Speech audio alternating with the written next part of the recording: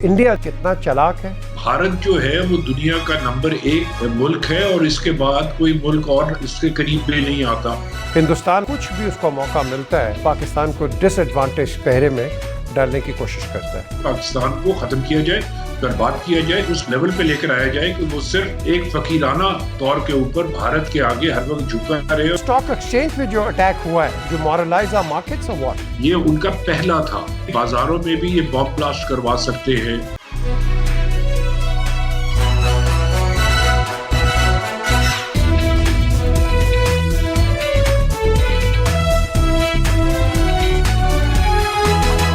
अस्सलाम वालेकुम and welcome to PJME's official YouTube channel. हमने बड़ी बातें की हैं और पर्टिकुलरली इस वक्त जो बड़ा अलार्मिंग फैक्टर है वो है हिंदुस्तान और पाकिस्तान। हिंदुस्तान हम देख रहे हैं कि कुछ भी उसको मौका मिलता है और वो हमेशा उसका एक एडवांटेज उठा के और पाकिस्तान को डिसएडवांटेज के पहरे में डालने की कोशिश करता है। आज हम इस पर बात करेंगे, particularly China, Pakistan end of course ये जो लद्दाख के अंदर हो रहा है इंडिया के साथ, ये हम बात करेंगे। और फिर ये जो स्टॉक एक्सचेंज पे जो अटैक हुआ है, ये स्टॉक एक्सचेंज का अटैक ये ऐसे वक्त पे क्यों हुआ है। मैं कहता हूँ कि चलो किसी एक स्ट्रेटेजिक जगह पे भी हो सकता था, कहीं और भी ये कर सकते थे, but why the stock exchange, इस पे आज बात करेंगे। और बात करने के लिए I have with me Ghalib Iqbal, जो कि हमारे चीफ़ ऑफ प्रोटोकॉल भी रहे, फॉर्मर एम्बेसडर भी रहे। और ये आप देख रहे हैं, जो फुटेज देख रहे हैं, ये उस वक्त की है जब ये चीफ़ ऑफ प्रोटोकॉल थे और हम जो इंडिया जा रहे थे, तो ये प्राइम मिनिस्टर यूसुफ रज़ा गिलानी के साथ हैं। मैं तो जहाज़ में पहले चला गया था, तो ये अब प्राइम मिनिस्टर को अंदर लेके आ रहे हैं। तो that's a small glimpse. I just thought I'd show it to you. But Ghalib Iqbal has a lot of, I tell you, political diplomatic acumen. क्योंकि इन्होंने काफ़ी प्राइम मिनिस्टर्स के साथ सर्व किया हुआ है, फॉरेन ऑफिस में रहे हैं, और ऑफ कोर्स ये जानते हैं पर्टिकुलरली कि इंडिया जो है ये कितना चालाक है, कितनी अपनी डिप्लोमेसी यूज़ करता है और कितना पाकिस्तान को एक गंदा कराने की कोशिश करता है। तो गालिब, यही मैंने आपसे पहला मेरा सवाल है कि एक तो मुझे बताएं कि ये जो हिंदुस्तान है, ये इसको कोई भी उसको मौका मिलता है, ये क्यों पाकिस्तान को डिग्रेड करने की कोशिश करता है? देखिए, पहले तो था ट्रेडिशनल हमारी जो थी दुश्मनी चल रही थी भारत के साथ, पहले जो पिछली हुकूमतें रही है। लेकिन जब से नरेंद्र मोदी आए हैं तो he has come up with the new ideology.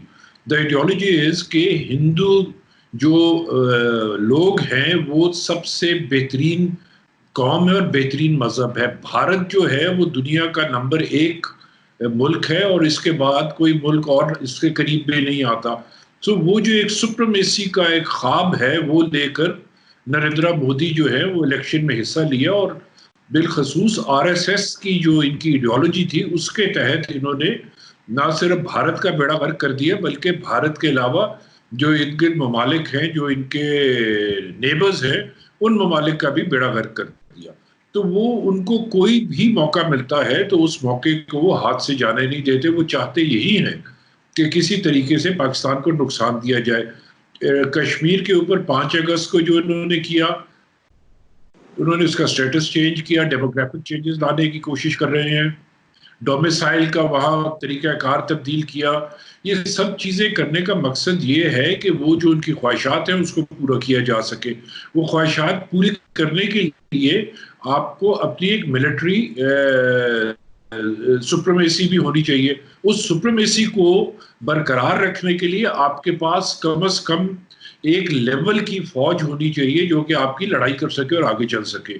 तो उसके लिए उनको कश्मीरी तो नहत्ते कश्मीरीज तो नज़र आते हैं कि इनको ये अपनी फौज के ज़रिए 9 लाख अफवाज के ज़रिए इनको दबाकर, वो बहरहाल इस वक्त उनकी फौज पुलिसिंग का काम कर रही है, फौज का काम नहीं कर रही। आज यही कश्मीरीज बाहर आ जाए तो वो जो लड़ाई हो, झगड़ा हो, ये भारतीय फौजी वहाँ टिक नहीं पाएंगे। लेकिन उनकी ख्वाहिशात यही है कि किसी तौर पे पाकिस्तान को ख़त्म किया जाए, बर्बाद किया जाए, उस लेवल पे लेकर आया जाए कि वो सिर्फ एक फकीराना तौर के ऊपर भारत के आगे हर वक्त झुका रहे और उन्हीं की बात मानता रहे। अच्छा, गालिब एक और जो चीज़ है, आपने तो खैर फ्रांस के भी रहे और दीगर आप एम्बेसडर भी रहे जगहों के, आपने बाहर ये देखा है कि जो एक आम इंडियन है उसको आपके साथ कोई प्रॉब्लम नहीं, हमें उसके साथ कोई प्रॉब्लम नहीं, लेकिन ये जो आरएसएस और ये जो मोदी का जंटा आया है, डोंट यू थिंक कि ये पूरे इंडिया को एक डिसइंटीग्रेट करने की कोशिश कर रहा है? देखिए, ये जो एक नरेंद्र मोदी ने ये जो गेम खेल रहे हैं इस वक्त भारत के अंदर, वो ना सिर्फ जो माइनॉरिटीज है उनको बिल्कुल कॉर्नर किया जा रहा है, जिसकी वजह से वो उठ के सामने आएंगे, और ये जानते हुए भी कि इस वक्त भारत में अलहदगी पसंदगी की तहरीक बेशुमार चल रही है, उसके बावजूद भी उन्होंने आरएसएस का नजरिया लेके भारत के अंदर बिलखसूस मुसलमान और ईसाई जो है उनका जीना दूभर कर रखा है। उनको दूभर करने के लिए उन लोगों ने कोशिशें की है कि हर तरीके से इनको क्रश कर दिया जाए। साथ साथ ही वो उनके चूंकि एक डिजाइन है, एक ग्रैंड डिजाइन है भारत के, वो समझता है कि वो इस वक्त पूरे खित्ते में अपना कंट्रोल हासिल कर सकता है और एक मिनी सुपर पावर के तौर पे दुनिया में काम कर सकता है। लेकिन अपनी ख्वाहिशात होना और ग्राउंड रियलिटीज होना, इसमें बहुत फर्क होता है। ग्राउंड रियलिटीज में ये है कि उनकी जो अफवाज है वो बैटल हार्डन नहीं है, उनको लड़ने का तजर्बा इतना नहीं है, उनके पास जो असला है वो भी इस वक्त पुराने तर्ज का है, गो के वो हर साल नया असला लेने की कोशिश कर रहे हैं और बढ़ाते जा रहे हैं, और बैलेंस जो है वो टिल्ट भी हो रहा है उनकी फेवर में। लेकिन बहरहाल उस असले को चलाना तो उस फौजी ने ही है ना, जो वहां ट्रेन हो रहा है। लेकिन उसके बावजूद भी इनकी जो ख्वाहिशात है वो पूरी नहीं हो रही। कश्मीर में इन्होंने ये कर दिया, अब इन्होंने अपने आप को जरा इंटरनेशनली आगे लाने के लिए लद्दाख में भी जाके एक एडवेंचर करने की कोशिश की। वहां से जो उनको एक चीनियों ने जो मार मारी है, तो उसके बाद से वो दबक कर बैठ गए। उसकी वजह ये थी कि ये बहुत ही करीब हैं आपके गिलगित बल्तिस्तान के। ये इस वक्त वहां 66 इंफ्रास्ट्रक्चर प्रोजेक्ट्स बना रहे थे, वो सड़कें भी थी उसमें, बाकी चीजें भी थी। अगर ये 66 इंफ्रास्ट्रक्चर प्रोजेक्ट्स बन जाए तो it becomes very easy for the Indians to go for an adventure with in Gilgit Baltistan. इसके अलावा वो चीन का भी वो हिस्सा हड़प कर लेना चाहते थे, जो लाइन ऑफ एक्चुअल कंट्रोल के तहत, कानून के तहत और एग्रीमेंट्स के तहत तय हुआ था। उसकी वजह से कश्मीर, चीन ने जो आगे आए हैं और आके अपने इलाके पे कब्जा किया है, मेरे ख्याल में ये पाकिस्तान के लिए और चीन दोनों के लिए बहुत अच्छी खबर है। उसकी वजह यह है कि चाइना की जो एक्चुअल पोजीशन है ऑन कश्मीर, हम उसमें देख सकते हैं कि एक फिजिकल तब्दीली आई है। चीन जो है वो आगे बढ़कर आया है और उसने भारत को मुकम्मल तौर पे रोकने की कोशिश की है। पहले सिक्योरिटी काउंसिल में होता था, यूएन जनरल असेंबली में होता था, इस दफा फिजिकली ग्राउंड पे आके चीन ने भारत को रोका है। It's a very good news for Pakistan, it's a good news for China also. अच्छा, मिलिटरीली एंड डिप्लोमेटिकली आप इन दोनों का मुझे एक एनालिसिस दें कि how bad have they been damaged militarily, and of course how bad have they been damaged diplomatically as far as Ladakh is concerned, क्योंकि 63 के अंदर भी आपने देख लिया and now a new misadventure। देखिए विजय, जो भारत ने किया है ना, वो बुनियादी तौर पे हम सिर्फ इस वक्त देख रहे हैं नॉर्थ में क्या हुआ है, हमें साउथ में भी देखने की जरूरत है, थोड़ी हिस्ट्री की तरफ जाने की जरूरत है। ये जो क्वाड्रिलैटरल इनका अलायंस बना था इंडिया का, इंडियन ओशन के ऊपर अपना कंट्रोल रख लिए, वो एक बहुत बड़ी वजह है, क्योंकि वो इतनी बड़ी वजह है कि ये कंट्रोल करना चाह रहे हैं इंडियन ओशन को। और ये जो तीन बड़े ममालिक थे, जापान, ऑस्ट्रेलिया और अमेरिका, इन्होंने कहा कि भारत के जरिए हम ये कंट्रोल करके, जब इंडियन ओशन पे हमारा मुकम्मल पावरफुल किस्म का कंट्रोल होगा, तो हम चीन का जो इन्फ्लुएंस है, जो एनहांस होता जा रहा है, उसको कम करने में कामयाब हो जाएंगे।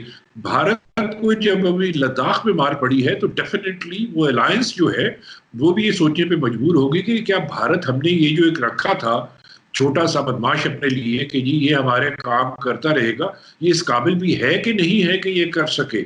मेरे ख्याल में भारत जो है मतवातर अपनी जो वीकनेसेस हैं वो ज्यादा शो कर रहा है, और इस चक्कर में आके कि जी हमारी स्ट्रेंथ बहुत है, लेकिन बार बार जब अपनी स्ट्रेंथ शो करता है तो actually the world is seeing the weakness of India. और इसको इंडिया को फिलहाल इस वक्त कोई तकलीफ नहीं पहुंच पाएगी मगरबी ममालिक से, क्योंकि भारत इस वक्त बहुत बड़ी मार्केट है उनके लिए और वो मार्केट ये छोड़ने को तैयार नहीं है।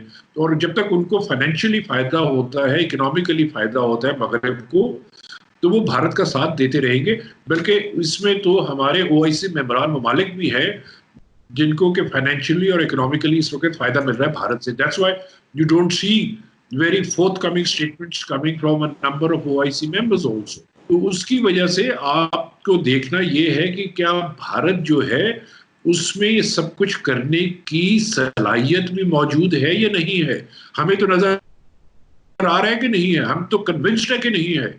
हमें तो यकीन है कि अगर भारत ने कोई एडवेंचर पाकिस्तान की तरफ किया तो हम लोग उसको मार सकते हैं। लेकिन क्या दुनिया को ये समझ आ रही है? मेरे ख्याल में दुनिया को अगले 18 से 24 माह के अंदर ये फैसला कर लेने में काफी हद तक कामयाबी हो जाएगी कि क्या भारत की जो इकोनॉमिक बेनिफिट से क्रू करवा रहे हैं भारत उसको, वो वीज़ावी पॉलिटिकल और मिलिटरली जो इनको फवायद हासिल होने हैं इस रीजन में, क्या उन दोनों में कंपैटिबिलिटी है कि नहीं है? क्या दोनों चीजें भारत कर पाएगा या नहीं कर पाएगा? मेरा नहीं ख्याल कर पाएगा। और किसी भी एनालिस्ट से अगर आप ये पूछ लें तो वो भी यही कहेगा कि दोनों चीजें यकमुश्त भारत नहीं कर पाएगा। अच्छा Ghalib, I'm going to raise a question for the first time. I don't think anybody's raised it. I believe, and I'm sure you do and everybody else, black lives do matter, but so do white lives. But what about the lives of Kashmiris who are being killed, point blank? Do those lives don't matter to the rest of the world? देखिए, जो कश्मीर में हुआ है वो you can see it's Israel is written all over. Okay, so it's a very Israeli Zionist policy है जो कि implement की है भारत ने because of its RSS ideology over there. So we can be absolutely sure कि दुनिया उसको देख पाए या ना देख पाए, समझ पाए या ना समझ पाए, अगर देखती भी है और समझती भी है तो वो दिखाएगी यही बाकी बकिया दुनिया को कि ना हम देख पा रहे हैं ना हम समझ पा रहे हैं, क्योंकि उनको वहां इस वक्त माली फवायद मिल रहे हैं। जब माली फवायद मिल रहे होते हैं तो कोई भी मुल्क जो है वो उसका अपना वेस्टेड इंटरेस्ट होता है, वो उसको फोरगो करने को तैयार नहीं होता। यही हालत इस वक्त मगरिब की है। एक हाइपोथेटिकल सिचुएशन लेता हूं कि अगर इस वक्त भारत इतनी बड़ी मार्केट ना होता या इस हद तक वो अपनी लेबर या रॉ मटेरियल जो है मगरिब को देखने के काबिल ना होता, तो इस वक्त आपकी पॉलिटिकल सिचुएशन इस रीजन की भी बहुत मुख्तलिफ होती। अच्छा, आपने माली आपने मफादात की बात की है। ये स्टॉक एक्सचेंज पे जो अटैक हुआ है, I mean, why would they want to do an attack on stock exchange? Is it to demoralize our markets or what? देखिए, भारत आपको जहां भी जद पहुंच सकती है वो आपको पहुंचाएगा। ये आप हमारी जो सिक्योरिटी गार्ड्स थे, अल्लाह उनको जन्नत नसीब करे, 4 जो शहीद हो गए, हमारे एक सब इंस्पेक्टर थे, अल्लाह उन्हें जन्नत नसीब करे, और जो हमारे एक राहगीर थे, अल्लाह उनको जन्नत नसीब करे, जो जख्मी है वो जल्दी ठीक हो जाए। इन लोगों ने और रेंजर्स ने मिल के, पुलिस, सिक्योरिटी गार्ड्स और रेंजर्स ने मिल के 8 मिनट में उन टेररिस्ट को खत्म किया। मकसद क्या था भारत का कि आपकी स्टॉक एक्सचेंज में जो काम करने वाले लोग हैं और जो वहाँ के बिजनेसमैन हैं उनको आप यरगमाल बना लें। यरगमाल बनाएंगे तो शाम तक आपकी कितनी मार्केट वाइप आउट हो चुकी होती और आपके कितने बिजनेसेस खत्म हो चुके होते।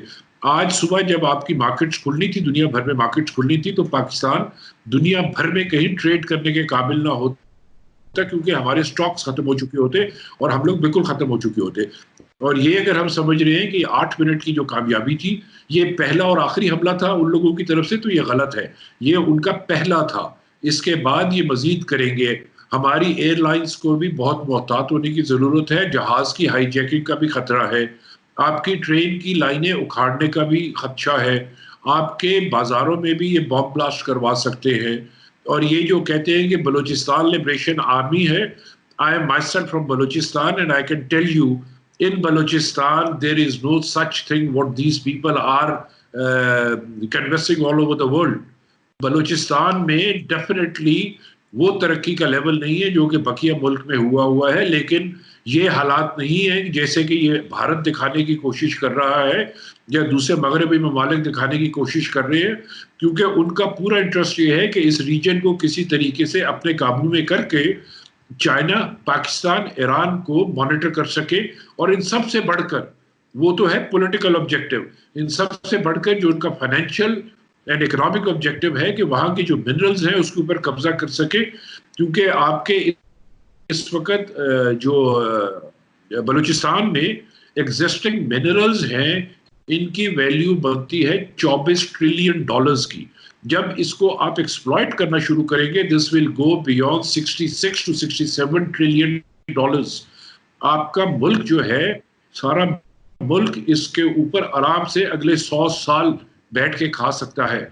ये सारी चीजें हम लोगों को नजर नहीं आ रही, लेकिन बाहर के ममालिक जो है उनको नजर आ रहे हैं। Why tell me what is the interest of NASA to have the underground maps of Balochistan तैयार किए हुए हैं, और वो उन कंपनीज को देते हैं, जैसे बराक गोल्ड को दिया था, एवरग्रीन को दिया था, इन कंपनीज को उन्होंने ये दिए। वाई? बिकॉज दे नो कि कहाँ क्या मिनरल मौजूद है, और वो यहाँ के आपको चूना भी लगाएंगे और आपकी चीजें भी लेके जाएंगे। हमारे मसाइल जो है बलूचिस्तान में, इस वो चीज नहीं है जो कश्मीर का है। बलूचिस्तान तो पाकिस्तान का हिस्सा है भाई, इसमें तो कोई वो किस्म की कोई कंफ्यूजन ही नहीं है कि ये पाकिस्तान नहीं है। This whole place is Pakistan, and that part also which is Indian occupied Kashmir is supposed to be Pakistan because they want to join Pakistan. तो भारत ने ये जो आपके फाइनेंशियल हब को नुकसान पहुंचाने की कोशिश की है, ये सिर्फ यही नहीं रुकेगा, ये आपके फेडरल कैपिटल में भी आने की कोशिश करेगा, आपकी एयरलाइंस को भी हाईजैक करवाने की कोशिश करेगा। और वो आपके जो एक अजीब सी स्टोरी बनाई हुई है मिसिंग पर्सन्स की, डेफिनेटली कुछ है भी, लेकिन वो 4 मिसिंग पर्सन्स तो कल आपको मिल गए। वो तो लिस्ट आप जो तलाश करें तो उसी में वो 4 बंदे बैठे हुए हैं। तो ये कहाँ, ये सारे बंदे कहाँ जा रहे हैं? इनको ट्रेनिंग दी जा रही है। और ये मगरबी ममालिक जो है, मैं तो चूंकि फ्रांस में रहा हूँ, उसमें मैं आपको बता सकता हूँ, these people they continue to do something which is always against Pakistan. उन्होंने हमारे वहां होते हुए फ्रांस वालों ने 3 दफा तो 1 साल के अंदर उन्होंने एक कॉन्फ्रेंस करवाने की कोशिश की थी बलूचिस्तान के ऊपर, और इश्तिहार लगवा रहे हैं और ये चीजें कर रहे हैं। जो रॉ उनको पैसे देते हैं वो लगवाते हैं। और आपको मैं बताऊं कि टोटल लोग जो उसमें आए थे क्या थे, जो सबसे बड़ी गैदरिंग हुई थी उसमें 13 पीपल वर देयर, 13 लोग मौजूद थे। जो सबसे छोटी गैदरिंग थी उसमें 3 लोग मौजूद थे। तो क्या ये लोग जो हैं, ये बलूचिस्तान लिबरेशन आर्मी है? ये जो लोग हैं ये कौन है? ये इंडिया के पालतू जो हैं किराए के गुंडे हैं। वो आपके मुल्क में गदर मचाना चाहते हैं, और हम लोगों को बहुत होशियार रहना चाहिए।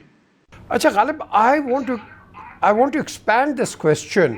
अभी आपने कहा कि they want to come over and monitor Pakistan from Balochistan, लेकिन अगर आप बिगर पिक्चर देखें, इनका जो बाप है अमेरिका, वो तो फिर मैं समझता हूँ कि इनके पीछे होगा, बिकॉज उसका भी वही इंटरेस्ट है, ईरान को मॉनिटर करे, चाइना को करे, and maybe give and take Pakistan as well. Would you agree on this line? No, I didn't say India is going to monitor you. No, I didn't say that. I said India, with the help of the Western countries, is trying to gain control. India will not gain control. It will be something like what they call a coalition force. Okay, उस तरह के ये इनके दिमाग में ख्यालात आ रहे हैं। By the fifth columnist, you mean? By the spy network. बुनियादी तौर पे तो अमेरिकन्स और वेस्टर्न्स जो हैं, वेस्टर्न नेशंस, वो वहां पे आके बैठना चाह रहे हैं। और अगर आप देखना चाहते हैं कि you want me to zero in, yes, it is America which wants to be in Balochistan, because they will be able to monitor China, they will be able to monitor Iran, they will be able to monitor Pakistan, and then they will be able to create the havoc what they feel they want to do it. लेकिन चूंकि हमारी खुशकिस्मती इस वक्त ये है कि America की अपनी जो माशी सूरत हाल है वो इतनी गंभीर हो चुकी हुई है कि अगर उनको एक फ्रेश वॉर थिएटर कहीं ना मिला तो उनकी जो इंडस्ट्री है, डिफेंस इंडस्ट्री, वहां तो एम्प्लॉयमेंट खत्म हो रही है। वो खत्म होगी तो वो मजीद कहां से लाके दे सकेंगे?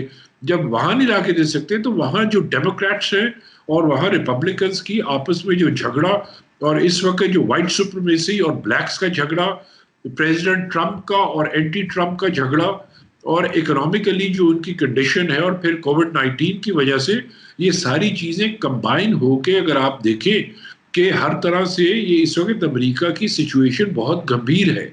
उनके पास जो इस वक्त एग्जिस्टिंग स्टॉक्स हैं, जो पैसा है, ये चल तो सकता है लेकिन कितनी देर चल सकता है? Can they survive like this for another day?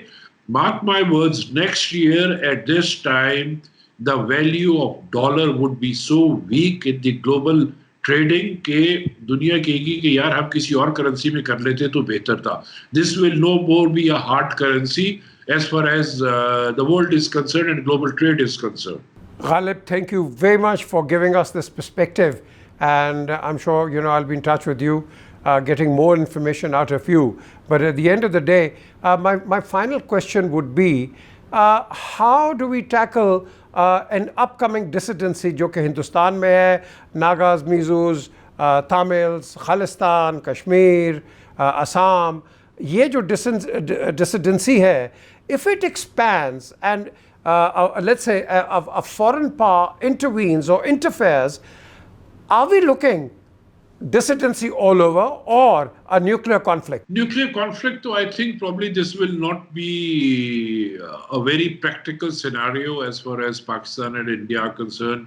China would not let that happen. The Western countries would not let that happen क्योंकि उनका बुनियादी मकसद है यहाँ से माशी फ़वायद उठाने हैं उन्होंने, और अगर ये जगह ही ना रही तो माशी फ़ायदा कहाँ गया आपका? और चीन भी ये नहीं करना देगा क्योंकि सी पैक का जो पहला स्टेप है वही पाकिस्तान का इलाका है, यहाँ से आपने समुद्रों में जाना है, दूसरे ममालिक में जाना है, तो मेरा नहीं ख्याल कि वो है. लेकिन जो भारत में अलहदगी पसंदगी की तहरीक चल रही है, मैं तो पहले भी आपके प्रोग्राम्स में भी कह चुका हूँ, and I will reiterate again कि पाकिस्तान को चाहिए कि इनकी जो है गवर्नमेंट्स इन एग्जाइल बनवाएं यूरोप में कहीं, और इसको सपोर्ट करें और प्रमोट करें, क्योंकि आपको भारत के ऊपर इस वक्त प्रेशर डालना है. हम भारत के प्रेशर जो है, भारत ने 2 दफा कोशिश की, 27 फरवरी की कोशिश की और फिर उसने 29 जून को कोशिश की स्टॉक एक्सचेंज में कि फिजिकल वायलेंस के जरिए वो किसी तौर पे फवायद हासिल कर सके. दोनों में मार खा गया. तो वो उसकी कोशिश यही है कि जी वो आपके ऊपर फिजिकल और मिलिटरली और वायलेंस के साथ प्रेशर नहीं डाल पाएगा, क्योंकि उन्हें पता है जब कोशिश करते हैं मार खाते हैं. उनकी कोशिश यही होगी कि पाकिस्तान को किसी तरीके से वीकन किया जाए. तो आपको वही प्रेशर भारत के ऊपर डालना है.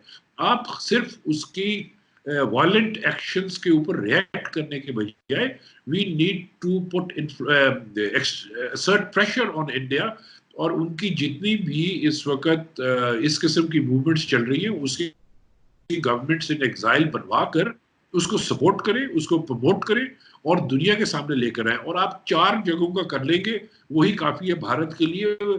अजीत डोवल हो या कोई हो, उन लोगों के लिए वही हैंडल करना बड़ा मुश्किल हो जाता है. सो ये कश्मीर तो हैंडल कर नहीं पाए, उसको भी कर्फ्यू में लगा रखा है, तो ये बकिया इलाकों को क्या काबू में कर पाएंगे? Ghalib, thank you very much once again for your time. ये थे फॉर्मर एम्बेसडर गालिब इकबाल. आपने इनकी एनालिसिस सारी सुनी है और इन्होंने जो बात की है, मैं तो बड़े पता नहीं कितने सालों से कह रहा हूँ, आप एक अनऑफिशियल अपनी एम्बेसियाँ खोल दें कश्मीर के लिए. कश्मीर सेंटर्स थे आपके जो कि ब्रसल्स, लंदन, वाशिंगटन में काम कर रहे थे.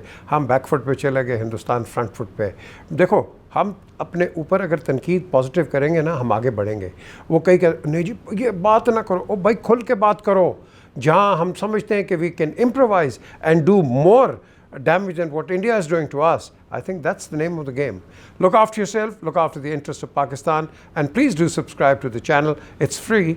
Just click the subscribe button. Khuda Hafiz.